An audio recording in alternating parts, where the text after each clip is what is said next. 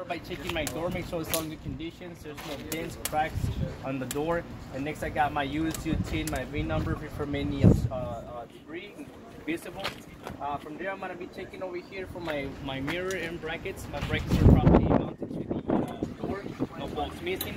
My mirror is properly clean, free from any stickers obstructing the view, and the mirrors need to be adjusted to the driver's view. From there I'm going to be checking my window, make sure it's in good conditions, like cracked and broken. They also free from any stickers obstructing my view, and they always need to remain clean. From there I'm going to check my door handle, make sure it's in good condition, and see if it opens properly, which it does. First thing I'm going to check is my hinges, make sure they're all in good conditions, cracked or broken. Weather strip on the door is free from any leaks, good conditions. I'm going to check that my door closes properly. It does. I do have my electrical outlet in good conditions, free from any debris. And then I do have my side cap handle in good conditions, bolts not missing, properly secured to the cap. From there I'm going to do an overview to my cap, make sure it's all in good conditions, there's no dents, cracks, or any rivets missing. And then from there I'm going to go ahead and be checking for my side skirts, make sure my side skirts are all in good conditions and they are properly mounted to the frame. From there I'm going to be checking my side steps, make sure they're free from any debris, in good conditions, no bolts missing. If they ask you to be more specific on when you say free from any debris, if there's oil or ice in the winter time, that could be very dangerous for the driver when you're getting off the truck. You got to be very careful. Next I'm going to be checking for my fuel door, it opens properly. I'll be checking for my cap, make sure it's properly secured and free from any leaks that covers it. And from there I'm going to be checking my bracket, make sure it's properly seated on top of the rubber, so there's no metal to metal friction, because if there's metal to metal friction it can create a fire. From there I'm going to make sure it closes properly, and it does.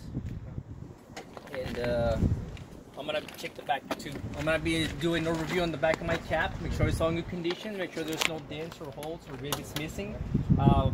My back cap window in good condition, not cracked or broken, and the weather strip around it free from any leaks. From there I'm going to check my exhaust pipe is in good conditions, not cracked or broken, and free from any leaks. If I see black residue anywhere, it means I have a leak and it needs to be fixed as soon as possible, because the fuels can go inside the truck and that could be very hazardous for the driver.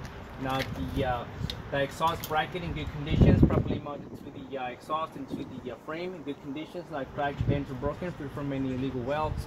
And then from there I got my utility light properly mounted to the back of my cap, won't function when I turn the light on, in case I need to work on my battery box over here.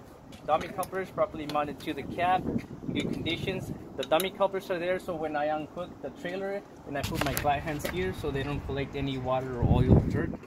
And from there I'm going to check my safety valves, properly mounted to the back of to the bottom of my cap in good conditions. If they ask you to be more specific, the safety valves are there for if my lines get cut up, they shut off automatically and they don't let any air go out, and you still have air in the primary and secondary, which you can still drive your tractor somewhere safely.